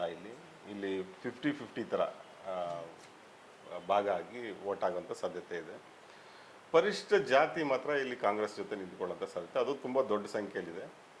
ಪರಿಶಿಷ್ಟ ಜಾತಿ 60% ಕಾಂಗ್ರೆಸ್ಸಿಗೆ ವೋಟ್ ಮಾಡಿರ್ಬೋದು ಅಂತ ಇಲ್ಲ ಅನಿಸುತ್ತೆ. ಕುರುಬ ಸಮುದಾಯನೂ ಕೂಡ ಇಲ್ಲಿ ಕಾಂಗ್ರೆಸ್ಗೆ ಹೆಚ್ಚು ಅನುಕೂಲಕರವಾಗಿದೆ. ಯಾಕೆಂದರೆ ಇಲ್ಲಿ ಭಾಳ ಸಂಖ್ಯೆಯಲ್ಲಿದ್ದಾರೆ. 2,50,000 ಪರಿಶಿಷ್ಟ ಜಾತಿ ಕುರುಬರು ಇರೋದ್ರಿಂದ ಅವರು ಸಿದ್ದರಾಮಯ್ಯ ಅವ್ರ ಕಾರಣಕ್ಕಾಗಿ ಸ್ವಲ್ಪ ಕಾಂಗ್ರೆಸ್ ಪರ ಹೆಚ್ಚು ಒಲವು ತಗೊಂಡಿರುವಂಥ ಸಾಧ್ಯತೆ ಕಾಣಿಸುತ್ತೆ. ಮುಸ್ಲಿಂ ಮತಗಳು 2,90,000 ಇದೆ. ಅದು ಒಂಥರ ಇಡುಗಂಟು ಥರ ಅವ್ರಿಗೆ ಕಾಂಗ್ರೆಸ್ಸಿಗೆ ಸಿಗುವಂಥ ಸಾಧ್ಯತೆ. 2,90,000 ಒಂದು 80% ವೋಟೇಜ್ ಆಗಿದ್ರೆ ಅದರಲ್ಲಿ 99% ವೋಟ್ಗಳು ಕಾಂಗ್ರೆಸ್ಗೆ ಬಿದ್ದಿರುತ್ತೆ. ಮತ್ತು ಗಂಗಾ ಮತಸ್ಥರು ವೋಟ್ಗಳಿದೆ, ಭಾಳ ದೊಡ್ಡ ಸಂಖ್ಯೆಯಲ್ಲಿದ್ದಾರೆ, 1.5 ಲಕ್ಷದಷ್ಟು. ಅದು ಕೂಡ ಕಾಂಗ್ರೆಸ್ ಮತ್ತು BJP ಎರಡಕ್ಕೂ ಡಿವೈಡ್ ಆಗುವಂಥ ಸಾಧ್ಯತೆ ಇದೆ. ಇನ್ನು 2 ಲಕ್ಷದಷ್ಟು ಇತರ ಸಮುದಾಯಗಳ ಮತಗಳಲ್ಲಿ ಹೋಗೋದನ್ನು ನೋಡಬೇಕಾಗತ್ತೆ. ಸೊ ಒಟ್ಟು ಕಾಂಗ್ರೆಸ್ ಮೇಲ್ಗೈ ಸಾಧಿಸಿರ್ತಕ್ಕಂಥ ಕಾಂಗ್ರೆಸ್ ಮೇಲ್ಗೈ ಅಂತಲೂ ಹೇಳಕ್ಕೆ ಬರಲ್ಲ. ಯಾಕೆಂದರೆ ಇಲ್ಲಿ ಈ ಕ್ಷೇತ್ರದಲ್ಲಿ ಈಗ ನೋಡಿ, ರಾಯಚೂರು ನಗರದಲ್ಲಿ BJP MLA ಇರುವಂಥ ಕ್ಷೇತ್ರ ಶಿವರಾಜ್ ಪಾಟೀಲ್ ಅವರು ಈ ಬಾರಿ ಇಲ್ಲಿ BJPಗೆ ಲೀಡ್ ಕೊಡಿಸುವಂಥ ಸಾಧ್ಯತೆ ಕಾಣಿಸುತ್ತೆ. ರಾಯಚೂರು ಗ್ರಾಮೀಣದಲ್ಲಿ ಬಸವನಗೌಡ ದದ್ದಲ್ ಅವರು ಕಾಂಗ್ರೆಸ್ಗೆ ಲೀಡ್ ಕೊಡೋ ಸಾಧ್ಯತೆ ಇರ್ತದೆ. ಮಾನ್ವಿಯಲ್ಲಿ ಹಂಪಯ್ಯ ನಾಯ್ಕ್ ಇದ್ದಾರೆ, ಕಾಂಗ್ರೆಸ್ MLA, ಅಲ್ಲೂ ಕೂಡ ಕಾಂಗ್ರೆಸ್ ಲೀಡ್ ತಗೊಳ್ಳೋಂಥ ಸಾಧ್ಯತೆ ಇದೆ. ದೇವದುರ್ಗದಲ್ಲಿ ಕರೆಮ್ಮ ಅವರಿದ್ದಾರೆ, JDS ಶಾಸಕಿ. ಅಲ್ಲೂ ಕೂಡ ಕಾಂಗ್ರೆಸ್ ಪಕ್ಷನೇ ಲೀಡ್ ತಗೊಳ್ಳೋಂಥ ಸಾಧ್ಯತೆ ಕಾಣಿಸ್ತಾ ಇದೆ. ಇನ್ನು ಭಾಳ ಮುಖ್ಯವಾಗಿ ಬಿ ಜೆ ಪಿ ತಗೊಳ್ಳೋಂಥ ಕ್ಷೇತ್ರಗಳಂದರೆ ಲಿಂಗಸೂಗೂರು, ಸುರಪುರ, ಶಹಾಪುರ ಮತ್ತು ಯಾದಗಿರಿ. ಅಂದರೆ ನಾವು ಯಾದಗಿರಿ ಜಿಲ್ಲೆಯನ್ನು ತಗೊಂಡ್ರೆ ಯಾದಗಿರಿ ಜಿಲ್ಲೆಯಲ್ಲಿ ಬಹುಪಾಲು ಅಲ್ಲಿ ಬಿ ಜೆ ಪಿ ಶಾಸಕಗಳು ಇರೋದ್ರಿಂದ, ಅಲ್ಲ ಬಿ ಜೆ ಪಿ ಭಾಳ ಪ್ರಭಾವ ಇರೋದ್ರಿಂದ ಅಲ್ಲಿ ಸ್ವಲ್ಪ ಕಾಂಗ್ರೆಸ್ಸಿಗೆ ಹೊಡ್ತಾ ಬರುವಂಥ ಸಾಧ್ಯತೆ ಇದೆ. ಉದಾಹರಣೆಗೆ ನೀವು ಯಾದಗಿರಿ ತಗೊಂಡ್ರೆ ಅಲ್ಲಿ ಕಾಂಗ್ರೆಸ್ಸಿಂದ MLA ಇದ್ದರೂ ಕೂಡ ಅಲ್ಲಿ ಬಿ ಜೆ ಪಿ ಲೀಡ್ ತಗೊಳ್ಳೋಂಥ ಸಾಧ್ಯತೆ ಅಲ್ಲಿ ಕಾಣಿಸ್ತಾ ಇದೆ. ಶಹಾಪುರದಲ್ಲೂ ಅದೇ ರೀತಿಯಾಗಿದೆ. ಅಲ್ಲಿ ಶರಣಬಸಪ್ಪ ದರ್ಶನಾಪುರ ಅವರು ಇದ್ದಾರೆ. ಅವರಿದ್ದರೂ ಕೂಡ ಅಲ್ಲಿ ಬಿ ಜೆ ಪಿ ಲೀಡ್ ತಗೊಳ್ಳೋಂಥ ಸಾಧ್ಯತೆ ಕಾಣಿಸ್ತಾ ಇದೆ. ಸುರಪುರದಲ್ಲಿ ಅಲ್ಲಿದ್ದಂಥ ಶಾಸಕರು ತೀರ್ಕೊಂಡ್ರು. ವೆಂಕಟಪ್ಪ ನಾಯಕ್ ಅವರು, ಅಲ್ಲಿ ಉಪಚುನಾವಣೆ ಕೂಡ ನಡೀತಾ ಇದೆ. ಅಲ್ಲಿ ರಾಜುಗೌಡ ಮತ್ತು ಅದೇ ವೆಂಕಟಪ್ಪ ನಾಯಕ್ ಏನು ತೀರ್ಕೊಂಡ್ರಲ್ಲ ಅವರ ಮಗ ಶ್ರೀನಿವಾಸ ನಾಯಕ್ ಅಂತ ಹೇಳಿ ಅವ್ರು ನಿಂತ್ಕೊಂಡಿದ್ದಾರೆ. ಸೊ ಅಲ್ಲಿ ಒಂದು ಉಪಚುನಾವಣೆ ಕೂಡ ನಡೀತಾ ಇದೆ. ಆ ಉಪಚುನಾವಣೆ ಮತ್ತು ಲೋಕಸಭಾ ಚುನಾವಣೆ ಎರಡಿಗೂ ಒಂದೇ ರೀತಿ ಪ್ಯಾಟರ್ನಲ್ಲಿ ವೋಟ್ ಆಗ್ಬೋದು. ಯಾರು ಗೆಲ್ತಾರೋ ಅವರೇ ಲೋಕಸಭೆಯಲ್ಲೂ ಹೆಚ್ಚು ಲೀಡ್ ಅಂತ ಕೊಡೋ ಸಾಧ್ಯತೆ ಕಾಣಿಸ್ತಾ ಇದೆ. ಎಲ್ಲ ನೋಡಿದ್ರೆ ರಾಯಚೂರಲ್ಲಿ ನನಗೆ ಯಾರು ಗೆದ್ರೂ ಆಶ್ಚರ್ಯ ಇಲ್ಲ ಅಂತ ಅನಿಸುತ್ತೆ. ಅಂದರೆ ಬಿ ಜೆ ಪಿ ಸಮಬಲದ ಹೋರಾಟ ಇದು. ಬಿ ಜೆ ಪಿ ಅಥವಾ JDS, ಬಿ ಜೆ ಪಿ ಅಥವಾ ಕಾಂಗ್ರೆಸ್ ಯಾರಾದ್ರೂ ಒಬ್ಬರು ಗೆಲ್ಲುವಂಥ ಸಾಧ್ಯತೆ ಕಾಣಿಸ್ತಾ ಇದೆ. ಸರ್, ಈಗ ಸುಮಾರು ಬಹುತೇಕ ಕ್ಷೇತ್ರಗಳನ್ನು ವಿಶ್ಲೇಷಣೆ ಅಥವಾ ಒಂದು ಸಮೀಕ್ಷೆ ಮಾಡ್ಕೊಂಡು ಬಂದಿದ್ದೀವಿ. ಒಟ್ಟಾರೆ ಇಡೀ ರಾಜ್ಯದಲ್ಲಿ ಕಾಂಗ್ರೆಸ್ ಮತ್ತು BJP ಏನು ಇದ್ದಾವೆ, ಎಷ್ಟೆಷ್ಟು ಸೀಟ್ಗಳನ್ನು ತಗೋಬೋದಂತ ನಿಮ್ಮ ಅಂದಾಜು? ನಾವು ಆರಂಭದಿಂದನೂ ಅಂದರೆ ಕರ್ನಾಟಕದ ಭಾಳ ಕುತೂಹಲ ಇದೆ. ಅದು ಬರೀ ನಮ್ಮ ರಾಜ್ಯದಲ್ಲಿ ಅಂತ ಮಾತ್ರ ಅಂತಲ್ಲ, ದೇಶದಾದ್ಯಂತ ಬೇರೆ ಬೇರೆ ರೀತಿಯಲ್ಲಿ ಮಾತಾಡ್ತಾರೆ ಕರ್ನಾಟಕದಲ್ಲಿ ಏನಾಗುತ್ತೆ ಅನ್ನೋದಂತ. ಯಾಕೆ ಅಂದರೆ ಕಳೆದ ಬಾರಿ ಮೋದಿ 300 ಕ್ರಾಸ್ ಮಾಡೋದಕ್ಕೆ ಮುಖ್ಯ ಕಾರಣಗಳಲ್ಲಿ ಕರ್ನಾಟಕದ ಮತ್ತು ಮಹಾರಾಷ್ಟ್ರ ಈ ಥರದ ಫಲಿತಾಂಶಗಳು ಮುಖ್ಯ ಆಗಿದ್ವು. 28ರಲ್ಲಿ ಒಬ್ಬ ಪಕ್ಷೇತರ ಅಭ್ಯರ್ಥಿ, ಒಬ್ಬ JDS, ಒಬ್ಬ ಕಾಂಗ್ರೆಸ್, ಇನ್ನು ಮಿಕ್ಕಿದ್ದು 25 ಅದರಲ್ಲೂ ಕೂಡ ಈಗ 2 ಅವ್ರ ಕಡೆನೇ ಹೋಗಿದೆ. ಎಲ್ಲ ಗೆದ್ದು ಕೊಟ್ಟ ಕಾರಣದಿಂದಲೇ ಅವ್ರಿಗೆ ಅತಿ ಹೆಚ್ಚಿನ ಲೀಡ್ ಬರೋದು ಸಾಧ್ಯ ಆಯಿತು. ಈ ಬಾರಿ ಕರ್ನಾಟಕದಲ್ಲಿ ಅದೇ ಥರ ಆಗುತ್ತಾ ಇಲ್ವಾ ಅಂತ ಅದು ರಾಷ್ಟ್ರ ಮಟ್ಟದಲ್ಲಿ ನೋಡ್ತಾ ಇದ್ದಾರೆ. ಅದನ್ನು ಭಾಳ ಜನ ರಾಜಕೀಯ ವಿಶ್ಲೇಷಕರು ಅವರು ಕೂಡ ಮಾತಾಡ್ತಾರೆ ಕರ್ನಾಟಕದಲ್ಲಿ ಏನಾಗ್ಬೋದು ಅಂತ. ನಾವು ಮೊದಲಿಂದನೂ ಒಂದು ಸ್ಟ್ಯಾಂಡ್ ಹೇಳ್ತಾ ಇದ್ವಿ, ಕನಿಷ್ಠ 15 ಸ್ಥಾನನಾರು ಕಾಂಗ್ರೆಸ್ ಗೆಲ್ಲುತ್ತೆ ಅಂತ ಹೇಳಿ. ಈ ಬಾರಿ ಕನಿಷ್ಠ 15 ಸ್ಥಾನನಾರು ಗೆಲ್ಲುತ್ತೆ ಅಂತ. ಒಂದೆರಡು ಕ್ಷೇತ್ರ ಹೆಚ್ಚು ಕಮ್ಮಿ ಆಗ್ಬೋದು, ಒಂದೆರಡು ಕಡಿಮೆ ಆಗ್ಬೋದು, ಒಂದೆರಡು ಜಾಸ್ತಿ ಆಗ್ಬೋದು. ಬಿಟ್ಟರೆ ಆ 15ರ ಮಾರ್ಕ್ ಏನಿದೆ ಅದು. ಮತ್ತು ಕಾಂಗ್ರೆಸ್ ಏನಾದ್ರು 15 ಸ್ಥಾನ ಗೆಲ್ತು ಅಂತಂದರೆ, ಅಂದರೆ 14 ಸ್ಥಾನ ಅರ್ಧ ಆಗುತ್ತೆ. 15 ಸ್ಥಾನ ಗೆಲ್ತು ಅಂದರೆ BJPಯನ್ನು ಈ ಬಾರಿ ಸೋಲಿಸ್ತು ಅಂತಲೇ ಅನ್ಕೋಬೇಕಾಗತ್ತೆ ನಾವು. ಯಾಕಂದ್ರೆ ಭಾಳ ದೊಡ್ಡ ಗೆಲುವಾಗತ್ತೆ ಅದು. ಒಬ್ಬ MP ಸ್ಥಾನನ ಇಟ್ಕೊಂಡಿದ್ದಂಥದ್ದು ಈಗ 15 ಸ್ಥಾನ ಗೆಲ್ಲೋದು ಅಷ್ಟು ಸುಲಭವಾದ ಕೆಲಸ ಅಲ್ಲ. ಹಾಗೆ ನೋಡೋದಾದರೆ ಕಾಂಗ್ರೆಸ್ನವ್ರು 10 ಸ್ಥಾನ ದಾಟಿದ್ರೂ ಕೂಡ ಅದು ದೊಡ್ಡ ಗೆಲುವೇ ಕಾಂಗ್ರೆಸ್ನವ್ರಿಗೆ. 15 ಗೆಲ್ತು ಅಂತಂದರೆ ಅದು ಕರ್ನಾಟಕದಲ್ಲಿ ಈಗ ಅಸ್ತಿತ್ವದಲ್ಲಿರುವಂಥ ಕಾಂಗ್ರೆಸ್ ಸರ್ಕಾರಕ್ಕೆ ಜನರು ತೋರಿಸಿದ ಮನ್ನಣೆ ಅಂತಲೂ ಹೇಳ್ಬೋದಾಗಿದೆ. ಹಾಗಾಗಿ ನಿಜ. ಅಂದರೆ ಈ ಥರ ಒಂದು ನಾವು 15 ನಿರೀಕ್ಷೆ ಮಾಡ್ತಾ ಇದೀವಿ ಅಂತ ಹೇಳಿದ್ರೆ ಮೇಜರ್ ಅಲ್ಲಿ ಟರ್ನಿಂಗ್ ಪಾಯಿಂಟ್ ಏನು ಅಂತ ಹೇಳ್ತೀವಿ? ಮೇಜರ್ ಟರ್ನಿಂಗ್ ಪಾಯಿಂಟ್ ಮುಲಾಜೆ ಇಲ್ದಲ್ಲ ಹೇಳ್ಬೋದು ಗ್ಯಾರಂಟೀಸ್ 5 ಗ್ಯಾರಂಟಿ ಏನು ಕೊಟ್ಟರು ಅವರು, ಗೃಹ ಜ್ಯೋತಿ ಆಗ್ಬೋದು, ಗೃಹಲಕ್ಷ್ಮಿ ಆಗ್ಬೋದು, ಶಕ್ತಿ ಯೋಜನೆ ಆಗ್ಬೋದು, ಯುವ ನಿಧಿ ಆಗ್ಬೋದು, ಅಥವಾ 10 kg ಅಕ್ಕಿ ಕೊಟ್ಟಂಥದ್ದು ಈ 5 ಯೋಜನೆಗಳಿದೆಯಲ್ಲ ಅದು ನೇರವಾಗಿ ಜನರಿಗೆ ತಲುಪಿದೆ ಅಂತ. ಸಾಧಾರಣವಾಗಿ ಯಾವುದೇ ಪಾಪ್ಯುಲರ್ ಗೌರ್ಮೆಂಟ್ಗಳು ಏನು ಮಾಡ್ತವೆ ಅಂತಂದರೆ ಯಾವುದೋ ಯೋಜನೆಗಳನ್ನ ಅನೌನ್ಸ್ ಮಾಡ್ತಾರೆ, ಅದು ಫಲಾನುಭವಿಗಳು ತಲುಪೋದೇ ಇಲ್ಲ ಅಂತ. ತುಂಬ ನಾವು ಯೋಜನೆಗಳ ಹತ್ರ ನೋಡ್ಬಿಟ್ಟಿದ್ವಿ, ಸಾವಿರಾರು ಕೋಟಿ ರೂಪಾಯಿ ಖರ್ಚಾಗಿರುತ್ತೆ. ಆದರೆ ಅದು ಈಗ ನೋಡಿ, ನಮಗೆ ಈ ಎಥನಾಲ್ ಪ್ರಾಜೆಕ್ಟ್ ನಡೀತಾ ಇದೆಯಲ್ಲ, ಎಷ್ಟು ಸಾವಿರ ಕೋಟಿಗಳು ಖರ್ಚಾಗ್ತಾ ಇದೆ, ಇನ್ನೂ ಖರ್ಚಾಗ್ತಾನೆ ಇದೆ. ಜನರಿಗೆ ಏನಾದ್ರು ₹1 ಹೋಯ್ತಾ ಅಂದರೆ ಇಲ್ಲ. ಆದರೆ ನೀರಾವರಿ ಯೋಜನೆ ಬೇಕು, ಅದು ಬೇರೆ ಪ್ರಶ್ನೆ. ಆದರೆ ಈ ಥರ ಜನರ ಕಿಸೆಗೆ ದುಡ್ಡು ನೇರವಾಗಿ ಅವ್ರ ಜೋಬಿಗೆ ದುಡ್ಡು ಹಾಕೋದಿದೆಯಲ್ಲ, ಅಥವಾ ಅವ್ರಿಗೆ ಒಂದು ತಿಂಗಳ ಖರ್ಚಲ್ಲಿ ಒಂದಷ್ಟು ಉಳಿಸ್ಕೊಡೋ ಅಂಥದ್ದು. ಅದು ಪರಿಣಾಮಕಾರಿ ಆಗುತ್ತೆ ಅಂತ ಜನಗಳಿಗೆ. ನಮ್ಗೇನೋ ನಮ್ದು ಒಂದು ಸರ್ಕಾರ ಇದೆ ಅಂತ ಅನ್ಸುತ್ತೆ ಅಂತ. ಯಾವುದೋ ಒಂದು ಹೆಣ್ಮಗಳು ಮಾತಾಡಿದ್ದು ಕೇಳ್ತಾ ಇದ್ವು, ಆಕೆ ಗಂಡನ ಕಳ್ಕೊಂಡ್ಬಿಟ್ಟಿದ್ದಾಳೆ, ಈಗ ಗೃಹಲಕ್ಷ್ಮಿಯಿಂದ ದುಡ್ಡು ಬರ್ತಾ ಇದೆ. ಆಕೆ ನಾವು ಮಾತಾಡಿಸಿದಂಥ ಸಂದರ್ಭದಲ್ಲಿ ನನ್ನ ಗಂಡ ಸಾಕ್ಕೊಂಡಿದ್ದ, ಸತ್ತೋಗ್ಬಿಟ್ಟ, ಈಗ ಸರ್ಕಾರ ನನ್ನನ್ನು ಸಾಕ್ತಾ ಇದೆ ಅಂತ ಭಾಳ ದೊಡ್ಡ ಮಾತದು. ಒಂದು ಸರ್ಕಾರ ಒಂದು 2,000 ರೂಪಾಯಿಂದ ಒಂದು ಹೆಣ್ಮಗಳು ಬದುಕು ನಡೆಯುತ್ತೆ ಅಂತ. ಸೊ ಗ್ಯಾರಂಟಿಗಳು ಈ ಚುನಾವಣೆಯಲ್ಲಿ ತುಂಬ ದೊಡ್ಡ ಪಾತ್ರ ವಹಿಸುತ್ತೆ ಅಂತ ನನಗನ್ಸುತ್ತೆ. ಅದರಲ್ಲೂ ವಿಶೇಷವಾಗಿ ಗೃಹಲಕ್ಷ್ಮಿ ಅದು ಭಾಳ ದೊಡ್ಡ ಪರಿಣಾಮ ಬೀರುತ್ತೆ. ಸೊ ಪ್ರಿಯ ವೀಕ್ಷಕರೇ, ಇದಾಗಿತ್ತು ರಾಯಚೂರು ಕ್ಷೇತ್ರದ ಒಂದು ಸಮೀಕ್ಷೆ. ಈಗ ನಾವು ಮತ್ತೊಂದು ಕ್ಷೇತ್ರ ಕಲಬುರಗಿ ಲೋಕಸಭಾ ಕ್ಷೇತ್ರವನ್ನು ಸಮೀಕ್ಷೆ ಮಾಡ್ಕೊಂಬರೋಣ. ಇಲ್ಲೀಗ ಹಾಲಿ ಸಂಸದರಾಗಿರುವಂಥ ಉಮೇಶ್ ಜಾಧವ್ ಅವರು ಬಿ ಜೆ ಪಿಯಿಂದ ಅಭ್ಯರ್ಥಿಯಾಗಿದ್ದಾರೆ. ಅದೇ ರೀತಿ ಕಾಂಗ್ರೆಸ್ಸಿಂದ ರಾಧಾಕೃಷ್ಣ ಅವರಿದ್ದಾರೆ. ಕಲಬುರಗಿ ಲೋಕಸಭಾ ಕ್ಷೇತ್ರದಲ್ಲಿ ಬಹುತೇಕವಾಗಿ ಗೆದ್ಕೊಂಡು ಬಂದಿರುವಂಥದ್ದು ಕಾಂಗ್ರೆಸ್ ಪಕ್ಷವೇ ಆಗಿತ್ತು. ಆದರೆ ಕಳೆದ ಚುನಾವಣೆ ಅಂದರೆ ಉಮೇಶ್ ಜಾಧವ್ ಅವರ ಗೆಲುವಿನಿಂದ ಅಲ್ಲಿ ಬಿ ಜೆ ಪಿ ಗೆಲುವನ್ನು ಸಾಧಿಸ್ತಾ ಇದೆ. ಈ ಸಲ ಯಾರು ಗೆಲ್ಲಿಸ್ತಾರೆ? ಯಾಕಂತೇಳಿದರೆ ಕಲಬುರಗಿ ಮುಖ್ಯವಾಗಿ ಕಾಂಗ್ರೆಸ್ ಪಕ್ಷದ AICC ಅಧ್ಯಕ್ಷರಾಗಿರುವಂಥ ನಮ್ಮ ಮಲ್ಲಿಕಾರ್ಜುನ್ ಖರ್ಗೆಯವರ ಒಂದು ಕ್ಷೇತ್ರವೂ ಆಗಿರೋದ್ರಿಂದ ಇದು ಬಹಳ ಒಂದು ಕುತೂಹಲಕಾರಿ ಇದು. ಯಾಕಂತೇಳಿದರೆ ಅಲ್ಲಿ ಮತ್ತೆ ಕಾಂಗ್ರೆಸ್ನ ಪ್ರಾಬಲ್ಯವನ್ನು ಸ್ಥಾಪಿಸಬೇಕು ಅನ್ನೋ ಕಾರಣಕ್ಕೆ ಕಾಂಗ್ರೆಸ್ ಕೂಡ ಪ್ರಯತ್ನ ಪಡ್ತಾ ಇದೆ. ಮುಖ್ಯವಾಗಿ ನಾವು ಕಳೆದ ಚುನಾವಣೆಯಲ್ಲಿ ಪರಾಭವಗೊಂಡಿದ್ದರು ಮಲ್ಲಿಕಾರ್ಜುನ ಖರ್ಗೆ ಅವರು. ಈ ಸರಿ ಅವರನ್ನು ಕಣಕ್ಕೆ ಇಳಿಸಿಲ್ಲ. ಅವರು ಅಧ್ಯಕ್ಷರಾಗಿದ್ದರು. ಮತ್ತು ಒಂದು ಅರ್ಥದಲ್ಲಿ ಇವತ್ತು ಇಂಡಿಯಾ ಬ್ಲಾಕ್ ಏನಿದೆ, ಇಂಡಿಯಾ ವರ್ಸಸ್ NDAಯಲ್ಲಿ ಇಂಡಿಯಾ ಬ್ಲಾಕ್ನಲ್ಲಿ ಒಂದು ರೀತಿಯಲ್ಲಿ ಅಘೋಷಿತವಾಗಿ ಪ್ರಧಾನಮಂತ್ರಿ ಅಭ್ಯರ್ಥಿ ಕೂಡ ಖರ್ಗೆ ಅಂತ ಹೇಳ್ಬೋದು, ಮಲ್ಲಿಕಾರ್ಜುನ್ ಖರ್ಗೆ. ಯಾಕಂತೇಳಿದ್ರೆ ಇಂಡಿಯಾ ಅಲಯನ್ಸ್ ಗೆದ್ದರೆ ನಾಳೆ ಇಡೀ ದೇಶದಲ್ಲಿ ಒಮ್ಮತ ಇರ್ತಕ್ಕಂಥ ಎಲ್ಲ ಇಂಡಿಯಾ ಸಹಭಾಗಿ ಪಕ್ಷಗಳ ಒಮ್ಮತ ಇರ್ತಕ್ಕಂಥ ಅಭ್ಯರ್ಥಿ ಅಂತ ಹೇಳಿದರೆ ಪ್ರಧಾನಮಂತ್ರಿ ಕ್ಯಾಂಡಿಡೇಟ್ಗೆ ಖರ್ಗೆ ಅವರೇ. ಹಾಗಾಗಿ ಬಹಳ ಅವರು ಇಲ್ಲಿ ಗೆಲುವನ್ನು ಸಾಧಿಸ್ತಕ್ಕಂಥದ್ದು ಬಹಳ ಮುಖ್ಯವಾಗಿದೆ.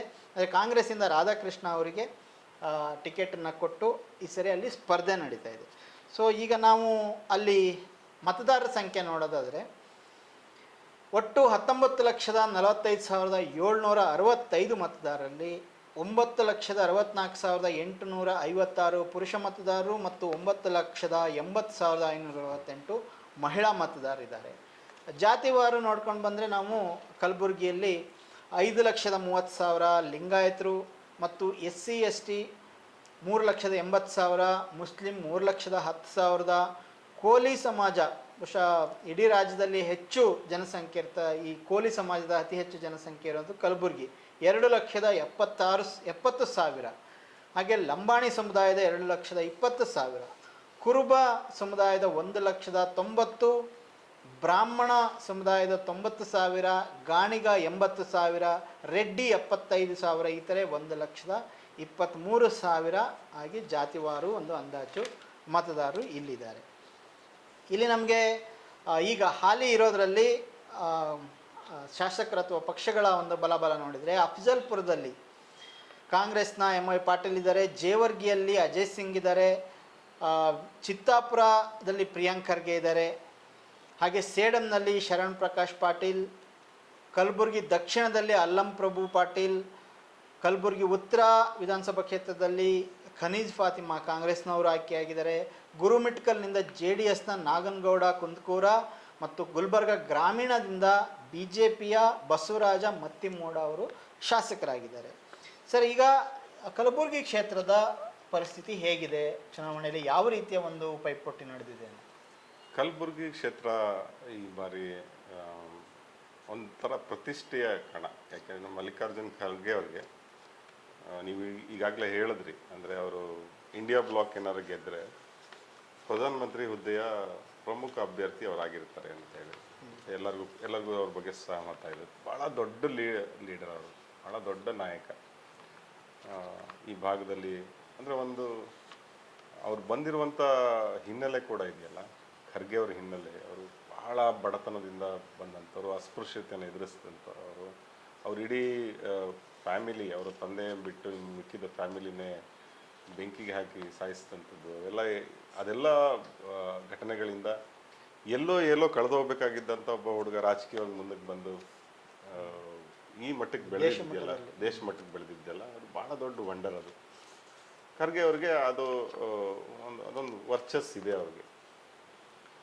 ಆ, ಕಳೆದ ಚುನಾವಣೆ ಇತ್ತು, 2019 ಚುನಾವಣೆ ಏನಿತ್ತು, ಅಲ್ಲಿ ಅವರು ಸೋತಿದ್ದಿದೆಯಲ್ಲ, ಅದು ಅವ್ರಿಗೆ ಒಂದು ದೊಡ್ಡ ಆಘಾತನೇ ತಂದುಕೊಡ್ತು. ಯಾಕಂದರೆ ಖರ್ಗೆ ಅವ್ರನ್ನ ನಾವು ಖರ್ಗೆ ಮತ್ತು ಧರ್ಮ್ ಸಿಂಗ್ ಅವರಿಬ್ಬರು ಸೋಲಿಲ್ಲದ ಸರದಾರರು ಅಂತ ಕರಿತಾ ಇದ್ವಿ ನಾವು. ಬಟ್ ಧರ್ಮ್ ಸಿಂಗ್ ಅವರು ಸೋಲ್ಬೇಕಾಯ್ತು, ಇವರು ಕೂಡ ಸೋತರು. ಆ ಸೋಲಿನ ಆಘಾತ ಇದೆಯಲ್ಲ, ಅದೊಂದು ಸತತವಾದ ಗೆಲುವಿನ, ಅಂದರೆ ಶಾಸಕರಾಗಿ ಅಷ್ಟು ವರ್ಷ MP ಆಗಿ 2 ಸಲ MP ಆಗಿ ಯಾವಾಗಲೂ ಗೆಲ್ತಾ ಇದ್ರು ಅವರು ಎಲ್ಲ. ಆದರೆ ಕಳೆದ ಬಾರಿ ಸೋಲ್ಬೇಕಾಗಿ ಬಂತು. ಆ ಸೋಲಿನ ಆಘಾತದಿಂದ ಅವರು ಚೇತರಿಸ್ಕೊಳ್ಳೋಕ್ಕೆ ಸ್ವಲ್ಪ ಕಷ್ಟ ಆಯಿತು. ನಂತರ ಕಾಂಗ್ರೆಸ್ ಪಾರ್ಟಿಯಲ್ಲಿ ಅವ್ರನ್ನ ರಾಜ್ಯಸಭಾ ಮೆಂಬರ್ ಮಾಡಿದ್ರು. ರಾಜ್ಯಸಭೆಯಲ್ಲಿ ವಿರೋಧ ಪಕ್ಷದ ನಾಯಕನ ಸ್ಥಾನನ ಕೂಡ ಅವರಿಗೆ ಕೊಟ್ಟಿದ್ದರು. ಅದಾದ ನಂತರ ಅವರು ಕಾಂಗ್ರೆಸ್ ಪಕ್ಷದ ಅಧ್ಯಕ್ಷರು ಕೂಡ ಆದರು. ಈಗ ಖರ್ಗೆ ಅವರು ಇಲ್ಲಿ ಗೆಲ್ಲಿಸ್ಕೊಂಡು ಬರಲೇಬೇಕಾದಂಥ ಅನಿವಾರ್ಯತೆ ಅವ್ರಿಗಿದೆ. ಮತ್ತಿನ್ನೊಂದು ಮಹತ್ವದ ಅಂಶ ಏನು ಅಂತಂದರೆ, ಇಲ್ಲಿ ಅವರ ಅಳಿಯನನ್ನೇ ಕ್ಯಾಂಡಿಡೇಟ್ ಮಾಡಿರೋದು ರಾಮಕೃಷ್ಣ ದೊಡ್ಡಮನಿ. ಅಳಿಯ ಅಂತಂದರೆ ರಾಧಾಕೃಷ್ಣ ದೊಡ್ಡಮನಿ. ಅಳಿಯ ಅಂತಂದರೆ ಈಗ ನಮ್ಮ ಹಳೆ ಮೈಸೂರು ಭಾಗದಲ್ಲಿ ಏನಂದರೆ ಮಗಳ ಗಂಡ ಅಳಿಯ ಅಂತ ನಾವು ಕರಿತೀವಿ. ಆ ಕಡೆ ಎಲ್ಲ ಹೆಂಗೆ ಅಂತಂದರೆ ಹೆಂಡತಿ ತಮ್ಮ ಇವರು, ಅದನ್ನು ನಾವು ಬಾಮೈದ ಅಂತಲೇ ಕರಿತೀವಿ. ಆ ಕಡೆ ಭಾಗದಲ್ಲಿ ಅಳಿಯ ಅಂತಾರೆ, ಅಕ್ಕನ ಮಕ್ಕಳನ್ನು ಅಳಿಯ ಅಂತಲೇ ಕರೀತಾರೆ. ಈ ಥರದ್ದು ಅಲ್ಲಿ ಆ ಭಾಗದಲ್ಲಿ ಅಳಿಯ ಅಂತಾರೆ. ಹಾಗಾಗಿ ಭಾಳ ಹತ್ತಿರದ ಸಂಬಂಧಿ, ಹೆಂಡತಿಯ ತಮ್ಮ. ಅವರನ್ನ ಇಲ್ಲಿ ನಿಲ್ಲಿಸಿದ್ದಾರೆ ರಾಧಾಕೃಷ್ಣ ದೊಡ್ಡಮನಿ ಅವ್ರಿಗೆ ಕೂಡ ಅವರು ಸ್ವಲ್ಪ ಬೇರೆ ಬೇರೆ ಬಿಸ್ನೆಸ್ ಮ್ಯಾನ್ಗಳಿಂದ ಹಿಡಿದು ದೊಡ್ಡ ಮಟ್ಟದಲ್ಲಿ ಸಂಪರ್ಕ ಇಟ್ಕೊಂಡಿರುವಂಥ ವ್ಯಕ್ತಿ. ಈ ಬಾರಿ ಅವ್ರನ್ನ ಗೆಲ್ಲಿಸಲೇಬೇಕು, ಆ ಥರದ್ದು ಅನಿವಾರ್ಯತೆ. ಹಾಗಾಗಿ ಖರ್ಗೆ ಅವರು ಇಡೀ ದೇಶದಾದ್ಯಂತ ಅವರು ಓಡಾಡಬೇಕಾಗಿ ಬಂದಿತ್ತು. ಆದರೂ ಕೂಡ ಕಲಬುರಗಿಗೆ ಅವರು 3-4 ದಿವಸ ಬಂದು ಹೋದರು. ಅದನ್ನು ಅಲ್ಲಿನ BJP ನಾಯಕರುಗಳಿಗೂ ಟೀಕೆ ಕೂಡ ಮಾಡಿದ್ರು. ನೀವು ಒಂದು ಪಕ್ಷದ ರಾಷ್ಟ್ರೀಯ ಅಧ್ಯಕ್ಷರಾಗಿ ಇಲ್ಲೇ ಕೂತ್ಕೊಂಡಿರೋ, ಸೋಲಿನ ಭಯ ನಿಮಗೆ ಅಂತ ಹೇಳಿ. ಅವ್ರು ನನ್ನ ಮನೆಗೆ ನಾನು ಬಂದಿದ್ದೀನಪ್ಪ, ಏನು ಮಾಡ್ತೀರಾ ಅಂಥೇಳಿ ಅವರು ಕೂಡ ಹೇಳಿದ್ರು. ಸೊ ಭಾಳ ಕುತೂಹಲ ಅನಿಸುತ್ತೆ ಈ ಬಾರಿ ಚುನಾವಣೆಯಲ್ಲಿ ಯಾರು ಗೆಲ್ತಾರೆ ಏನೊಂದು. ಯಾಕೆಂತಂದರೆ ಇಲ್ಲಿ ಪ್ರಬಲ ಪೈಪೋಟಿ ಅಂತೂ ಖಂಡಿತ ಇದ್ದೇ ಇದೆ. ಇಲ್ಲಿ ತುಂಬ ಸುಲಭವಾಗಿ BJPನೋ ಅಥವಾ ತುಂಬ ಸುಲಭವಾಗಿ ಕಾಂಗ್ರೆಸ್ ಗೆಲ್ಲುವಂಥ ಸನ್ನಿವೇಶ ಇಲ್ಲ. ಸರಿ, ಒಟ್ಟು ಕ್ಷೇತ್ರವಾರು ನೋಡಿದಾಗ ಯಾರು ಲೀಡ್ ತಗೋಬೋದು ಎಲ್ಲಿ ಅಂತ? ಈಗ ಅಲ್ಲಿ ಕಲಬುರಗಿ ಕ್ಷೇತ್ರಗಳನ್ನು ನೋಡಿದಾಗ ಕಾಂಗ್ರೆಸ್ನ MLAಗಳೇ ಜಾಸ್ತಿ ಕಾಣಿಸೋದು. ಒಂದರಲ್ಲಿ BJP ಗೆದ್ದಿದ್ದಾರೆ, ಒಂದು ಕ್ಷೇತ್ರದಲ್ಲಿ JDS ಇದೆ. ಮತ್ತು ಎಲ್ಲ ಪ್ರಭಾವಿ ನಾಯಕರುಗಳೇ ಇದ್ದಾರೆ ಅಲ್ಲಿ. ಸೊ ಮತ್ತು ಖರ್ಗೆ ಅವ್ರ ಮೇಲೆ ಅಪಾರವಾದ ಗೌರವ ಇಟ್ಕೊಂಡಿರುವಂಥ ಅವರ ಹಿಂಬಾಲಕರೇ ಹೆಚ್ಚಿನ ಸಂಖ್ಯೆಯಲ್ಲಿ ಇಲ್ಲಿ ಶಾಸಕರಾಗಿರುವಂಥದ್ದು. ಮತ್ತು ಖರ್ಗೆ ಅವ್ರ ಮಗ ಪ್ರಿಯಾಂಕ್ ಖರ್ಗೆ ಅವರು ಕೂಡ ಒಂದು ಚಿತ್ತಾಪುರದಲ್ಲಿ ಅವರು ಶಾಸಕರಾಗಿದ್ದಾರೆ. ಸೊ ಎಲ್ಲರೂ ಕೂಡ ಅಲ್ಲಿ ಭಾಳ ಎಫೆಕ್ಟಿವ್ ಆಗಿ ಕೆಲಸಗಳನ್ನು ಮಾಡಿದ್ದಾರೆ. ಅಫ್ಜಲ್ಪುರದಲ್ಲಿ ಕಾಂಗ್ರೆಸ್ನ MI ಪಾಟೀಲ್ ಶಾಸಕರಾಗಿದ್ದಾರೆ, ಭಾಳ ಹಿರಿಯರು. ಅಲ್ಲಿ ಮಾಲಿಕೆ ಗೊತ್ತಿದ್ದವರು BJPಲಿದ್ದವರು ಕಾಂಗ್ರೆಸ್ಸಿಗೆ ಬಂದಿದ್ದಾರೆ. ಹೀಗಾಗಿ ಅದು ಏನಾದ್ರು ಅವ್ರಿಗೆ ಹೆಲ್ಪ್ ಆಗುತ್ತೆ ಅನ್ನೋದನ್ನು ನೋಡಬೇಕಾಗತ್ತೆ. ಜೇವರ್ಗಿಯಲ್ಲಿ ಅಜಯ್ ಸಿಂಗ್ ತುಂಬ ಭಾಳ ಕ್ರಿಯಾಶೀಲವಾಗಿ ಕೆಲಸ ಮಾಡುವಂಥ ರಾಜಕಾರಣಿಯವರು. ಅವ್ರ ತಂದೆ ಧರ್ಮ್ ಸಿಂಗ್ ಅವ್ರ ಮಗ ಆದರೂ ಕೂಡ ಅವರು ಯಾವುದೇ ಚುನಾವಣೆ ಆಗಲಿ ಭಾಳ ಸೀರಿಯಸ್ ಹತ್ರ ಮತ್ತು ಜನಗಳ ಜೊತೆ ಇರುವಂಥ ವ್ಯಕ್ತಿ ಅಜಯ್ ಸಿಂಗ್. ಮುಂದಿನ ಭವಿಷ್ಯದ ಕರ್ನಾಟಕದ ರಾಜಕಾರಣದಲ್ಲಿ ಅಜಯ್ ಸಿಂಗ್ ಅವ್ರ ಪಾತ್ರ ಭಾಳ ಮುಖ್ಯ ಆಗುತ್ತೆ ಅನಿಸುತ್ತೆ. ಯಾಕೆಂದರೆ ಆ ಮಟ್ಟದ ಒಂದು ಜನಪರ ಕಾಳಜಿ ಮತ್ತು ಬದ್ಧತೆ ಇರುವಂಥ ನಾಯಕ ಅಜಯ್ ಸಿಂಗ್ ಅವರು. ಹಾಗಾಗಿ ಅಜಯ್ ಸಿಂಗ್ ಅವರು ಇಲ್ಲೂ ಚೆನ್ನಾಗಿ ಕೆಲಸ ಮಾಡಿದ್ದಾರೆ ಅಂತ ವರದಿ ಇದೆ. ಚಿತ್ತಾಪುರದಲ್ಲಿ ಕೂಡ ಪ್ರಿಯಾಂಕ್ ಖರ್ಗೆ ಇದ್ದಾರೆ, ಅವರು ಲೀಡ್ ತಗೊಳ್ಳುವಂಥ ಸಾಧ್ಯತೆ ಇದೆ. ಯಾಕೆಂದರೆ ಅಲ್ಲಿನ ಜನಪ್ರಿಯ ನಾಯಕರು. ಬಟ್ ಪ್ರಿಯಾಂಕ್ ಖರ್ಗೆ ಅವ್ರ ಬಗ್ಗೆ ಸ್ವಲ್ಪ ಅಸಮಾಧಾನಗಳು ಕೆಲವು ನಾಯಕರುಗಳ ಮಟ್ಟದಲ್ಲಿ ಇದೆ. ಯಾಕೆಂತಂದರೆ ಅವರು ವಿಶ್ವಾಸಕ್ಕೆ ತಗೊಳ್ಳಲ್ಲ ಅಂತನೋ ಅಥವಾ ಸ್ವಲ್ಪ ಅಗ್ರೆಸಿವ್ ರಾಜಕಾರಣ. ಖರ್ಗೆ ಅವ್ರಿಗಿಂತ ಅವ್ರ ಮಗ ಪ್ರಿಯಾಂಕ್ ಖರ್ಗೆ ಅವರು ಸ್ವಲ್ಪ ಅಗ್ರೆಸಿವ್ ರಾಜಕಾರಣ. ಅದು ಕೆಲವರಿಗೆ ಹರ್ಟ್ ಮಾಡುವಂಥ, ಕೆಲವರಿಗೆ ಬೇಸರ ಆಗುವಂಥದ್ದು ಕೂಡ ಇರುತ್ತೆ. ಆ ಥರದ್ದು ಸಣ್ಣ ಪುಟ್ಟದ್ದು ಇದೆ ಅಲ್ಲೂ ಕೂಡ. ಸೇಡಂನಲ್ಲಿ ಶರಣ್ ಪ್ರಕಾಶ್ ಪಾಟೀಲ್ ಇದ್ದಾರೆ, ಅವರು ಕೂಡ ಖರ್ಗೆ ಅವರ ಅನ್ಯಾಯಿನೇ. ಕಲಬುರಗಿ ದಕ್ಷಿಣದಲ್ಲಿ ಅಲ್ಲಂ ಪ್ರಭು ಪಾಟೀಲ್ ಇದ್ದಾರೆ, ಮತ್ತು ಕಲಬುರಗಿ ಉತ್ತರದಲ್ಲಿ ಖನಿಜಾ ಫಾತಿಮಾ, ಇವರೆಲ್ಲರೂ ಕೂಡ ಲೀಡ್ ಕೊಡಿಸ್ಬೇಕು ಅಂತೇಳಿ ಸಾಕಷ್ಟು ಕೆಲಸಗಳನ್ನು ಮಾಡಿದ್ದಾರೆ. ಗುರುಮಿಟ್ಕಲಲ್ಲಿ JDS MLA ನಾಗನಗೌಡ ಇದ್ದಾರೆ, ಮತ್ತು ಕಲಬುರಗಿ ಗ್ರಾಮೀಣದಲ್ಲಿ BJPಯ ಬಸವರಾಜ ಮತ್ತಿಮೂಡ, ಅಲ್ಲಿ ಒಂದು ಸ್ವಲ್ಪ 50-50 ಆಗುವಂಥ ಸಾಧ್ಯತೆಗಳು ಕಾಣಿಸುತ್ತೆ. ಬಹಳ ಮುಖ್ಯವಾಗಿ ಈ ಚುನಾವಣೆಯಲ್ಲಿ ಒಂದು ಘಟನೆ ನಡೀತು. ನಾವು ಹುಬ್ಬಳ್ಳಿದ್ದು ಮಾತಾಡಬೇಕಾದ್ರೆ ನೇಹಾ ಪ್ರಕರಣ ಹೇಳಿದ್ವಿ. ಅಷ್ಟು ದೊಡ್ಡ ಇಂಟೆನ್ಸಿಟಿ ಇರುವ ಪ್ರಕರಣ ಅಲ್ಲದಲ್ಲೇ ಇದನ್ನು ಕೂಡ ರಾಜಕಾರಣದಲ್ಲಿ ಕೊನೆಯ ಹಂತದಲ್ಲಿ ಆಗುವಂಥ ಯಾವುದೋ ಒಂದೊಂದು ಘಟನೆಗಳು ಚುನಾವಣೆ ಫಲಿತಾಂಶವನ್ನು ಬದಲಾಯಿಸುವಂಥ ಸಾಧ್ಯತೆಗಳಿರ್ತವೆ. ನಿಮಗೆ ನೆನಪಿರ್ಬೋದು, ಕಲಬುರಗಿ ಬಳಿ ಕಲಬುರಗಿ ಕ್ವಾಟ್ನೂರು ಅನ್ನೋಂಥ ಊರಿನಲ್ಲಿ ಬಾಬಾ ಸಾಹೇಬ್ ಅಂಬೇಡ್ಕರ್ ಅವರ ಪ್ರತಿಮೆಯನ್ನು ಕೆಲವು ದುಷ್ಕರ್ಮಿಗಳು ಧ್ವಂಸ ಮಾಡಿರ್ತಾರೆ. ಆ ಬಾಬಾ ಸಾಹೇಬ್ ಅಂಬೇಡ್ಕರ್ ಅವರ ಪ್ರತಿಮೆಯನ್ನು ಧ್ವಂಸ ಮಾಡಿದಾಗ ತುಂಬ ದೊಡ್ಡ ಆಕ್ರೋಶದ ಅಲೆ ಎದ್ಕೊಳ್ತು. ನಾವು ಕನ್ನಡ ಪ್ಲಾನೆಟಲ್ಲಿ ಅದ್ರ ಬಗ್ಗೆ ವರದಿಯನ್ನು ನಾವು ಮಾಡಿದ್ವಿ. ಆ ಸಂದರ್ಭದಲ್ಲಿ ಏನಾಯಿತು, ಆ ಆರೋಪಿಗಳೇನಿದ್ದಾರಲ್ಲ ಅವರೆಲ್ಲ ಲಿಂಗಾಯತ ಸಮುದಾಯದವರು ಆಗಿದ್ರು. ಅವ್ರನ್ನೆಲ್ಲ ಜೈಲಿಗೆ ಹಾಕಲಾಯಿತು. ಅವರು ಈ ಚುನಾವಣೆ ಪೂರ್ವದ ಕೆಲವು ದಿನಗಳ ಮುಂಚೆ ಅವರು ರಿಲೀಸ್ ಆಗಿ ಆಚೆ ಬಂದಿದ್ರು ಆರೋಪಿಗಳು ಬಂದ ನಂತರ ಅವರ ಮನೆಯವರೇ ಊರಿಗೆ ಪ್ರವೇಶ ಮಾಡೋದು ಬೇಡ, ನೀನೆಲ್ಲ ಇಲ್ಲಿ ಸಮಸ್ಯೆಗಳು ಮಾಡಿಟ್ಟಿದ್ದೀರಾ ಅಂತ ಹೇಳಿ ಅಲ್ಲಿ ಹೇಳ್ತಾ ಇದ್ದಂಥ ಕಾಲದಲ್ಲಿ ಒಂದಷ್ಟು ರಾಜಕೀಯ ಪ್ರೇರಿತ ಶಕ್ತಿಗಳೇನೋ ಇಲ್ಲ ಇದೇನಾಗುತ್ತೆ ನೋಡೋಣ, ಹೋಗಿ ನೀವು ಊರಿಗೆ ಹೋಗಿ ಇರಿ ಅಂತ ಹೇಳಿ ಅವ್ರನ್ನ ಅಲ್ಲಿ ಕಳಿಸ್ತಾರೆ. ಒಂದು ಸಂಘರ್ಷ ಶುರುವಾಗುತ್ತೆ. ಅಂದರೆ ಅವ್ರ ಊರುಗಳಲ್ಲಿ ಅವ್ರನ್ನ ಸೇರಿಸಬಾರ್ದು ಅನ್ನೋಂಥದ್ದು ಒಂದು ರೀತಿ ಇದಿತ್ತು. ಯಾಕೆಂದ್ರೆ ಬಾಬಾ ಸಾಹೇಬ್ ಅಂಬೇಡ್ಕರ್ ಅವ್ರ ಪ್ರತಿಮೆಗೆ ಏನೆಲ್ಲ ಮಾಡಿದ್ದಾರೆ ಅವ್ರನ್ನ ಸೇರಿಸಬಾರ್ದು ಅಂತ ಇತ್ತು. ಅವರು ಬಂದಾಗ ಅವ್ರ ಮೇಲೆ ಹಲ್ಲೆಗಳಾಯಿತು.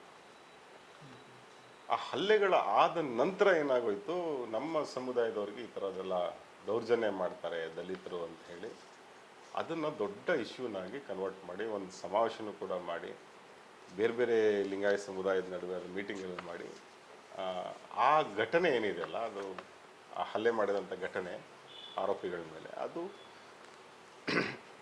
ಸ್ವಲ್ಪ ಮಟ್ಟಿಗೆ ಈ ಭಾಗದಲ್ಲಿ ಬದಲಾವಣೆಯನ್ನು ತಗೊಂಬಂದಿದೆ. ಅದು ಲಿಂಗಾಯತರ ಮತಗಳು ಕನ್ಸಾಲ್ಡೇಟ್ ಮಾಡೋದಕ್ಕೆ ಈ ಒಂದು ಘಟನೆ ಕಾರಣ ಆಯಿತು ಅಂಥೇಳಿ. ಇದನ್ನು ಯಾರೂ ಕೂಡ ನಿಯಂತ್ರಣ ಮಾಡೋಕ್ಕೆ ಸಾಧ್ಯ ಇರಲಿಲ್ಲ. ಆದರೆ ಏನಾಗುತ್ತೆ, ಎಮೋಷನಲ್ ಇಶ್ಯೂಸ್ ಕೂಡ ಚುನಾವಣೆಗಳ ಸಂದರ್ಭದಲ್ಲಿ ಆ ಥರ ಆಗುತ್ತೆ. ಆಮೇಲೆ ಆ ಪ್ರತಿಭಟನೆ ಮಾಡಿದಂಥ ಸಂದರ್ಭದಲ್ಲಿ ಅವರು ಯಾರ ಮೇಲೆ ಹಲ್ಲೆ ಆಯಿತು ಅಂತೇಳಿ ಪ್ರತಿಭಟನೆ ಮಾಡಿದಾಗ ಇದೇ ಉಮೇಶ್ ಯಾದವ್ ಅವರು ಕೂಡ ಅಲ್ಲಿ ಹೋಗಿ ನಿಂತ್ಕೊಂಡ್ರು, ಆ ಪ್ರತಿಭಟನೆಯಲ್ಲಿ ಭಾಗಿಯಾದರು. ಅಂದರೆ ನಾನು ಲಿಂಗಾಯತ ಪರ ಇದ್ದೀನಿ ಅಂತ ಅವ್ರು ತೋರಿಸ್ಕೊಂಡ್ರು. ಅದಕ್ಕೊಂದು ರಾಜಕೀಯ ಬಣ್ಣನೂ ಕೂಡ ಬಂತು. ಆಮೇಲೆ ಇಲ್ಲಿ ಇನ್ನೊಂದು ಘಟನೆ, ಯಾವುದೋ ಕುರುಬ ಸಮುದಾಯದ ಒಬ್ಬ ಯುವಕ ಆತ್ಮಹತ್ಯೆ ಮಾಡಿಕೊಂಡಾಗ ಅದಕ್ಕೂ ಕೂಡ ದಲಿತರು ಕಾರಣ ಅಂತ ಹೇಳಿ ಅದಕ್ಕೊಂದು ಬಣ್ಣ ಕಟ್ಟಲಾಯಿತು. ಮತ್ತು ಇವ್ರು ಮತ್ತೆ ಗೆದ್ರೆ ಇನ್ನಷ್ಟು ದೌರ್ಜನ್ಯ ಮಾಡ್ತಾರೆ ಅನ್ನುವಂಥದ್ದು ನೆರೇಟಿವ್ಗಳನ್ನು ಕಟ್ಟಕ್ಕೆ ಶುರು ಮಾಡಿದ್ರು. ಸೊ ಈ ನೆರೇಟಿವ್ಗಳೇನಿದೆ ಅದು ಸ್ವಲ್ಪ ರಾಧಾಕೃಷ್ಣ ದೊಡ್ಡಮನಿಯವ್ರಿಗೆ ಸ್ವಲ್ಪ ಸಮಸ್ಯೆಗಳನ್ನು ತಂದಿದೆ. ಭಾಳ ದೊಡ್ಡ ಇಲ್ಲಿ ಬೆಟ್ಟಿಂಗ್ ನಡೀತಾ ಇದೆ ಈ ಕ್ಷೇತ್ರದಲ್ಲೂ ಕೂಡ. 2 ಲಕ್ಷ 3 ಲಕ್ಷ ಅಂಥೇಳಿ ಬೆಟ್ಟಿಂಗ್ಗಳು ನಡೀತದೆ. ಅವ್ರು ಗೆಲ್ತಾರೆ ಇವ್ರು ಗೆಲ್ತಾರೆ ಅಂದರೆ, ಯಾಕಂದರೆ ಅಷ್ಟು ಟೈಟ್ ಆದ ಫೈಟ್ ಇದೆ. ಯಾರೇ ಗೆದ್ದರೂ ಇಲ್ಲಿ ತುಂಬ ಅಂತರದಿಂದ ಏನು ಗೆಲ್ಲಕ್ಕೆ ಸಾಧ್ಯ ಇಲ್ಲ ಅಂತ ಹೇಳ್ಬೋದಾಗಿದೆ. ಸೊ ಇದಾಗಿತ್ತು ಕಲಬುರಗಿ ಲೋಕಸಭಾ ಕ್ಷೇತ್ರದ ಸಮೀಕ್ಷೆ. ಇನ್ನಷ್ಟು ಕ್ಷೇತ್ರಗಳ ಸಮೀಕ್ಷೆಯೊಂದಿಗೆ ಮತ್ತೆ ಬರ್ತೀವಿ. ನೋಡ್ತಾ ಇರಿ ಕನ್ನಡ ಪ್ಲಾನೆಟ್.